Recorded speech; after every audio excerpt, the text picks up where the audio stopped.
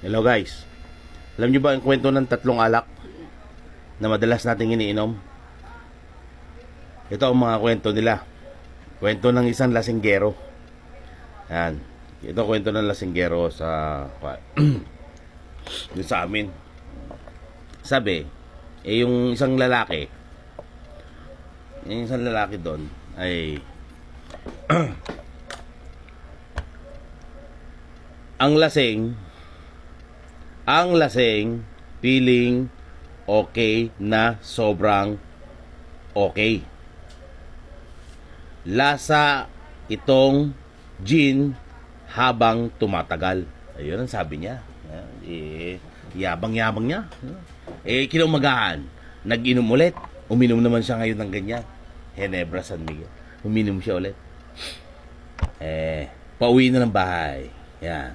Galing inuman na lasing, bitin, romesbak, ayun, senglot. Madaling isuka, gapang umuwi, ekis lumakad. Ganun siya nung pauwi siya.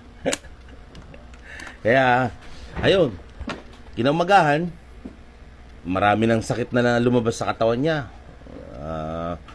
Nagpunta siya ngayon sa doktor niya. Pumunta siya sa doktor niya ngayon kasi dami niya na nararamdamang sakit. Kaya ang nireseta sa kanya ay ito.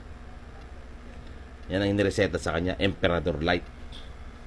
Sabi kasi ng doktor niya, ang Emperador daw ay epektibong medisina para eczema, rashes, arthritis, diabetes, osteoporosis, rheuma.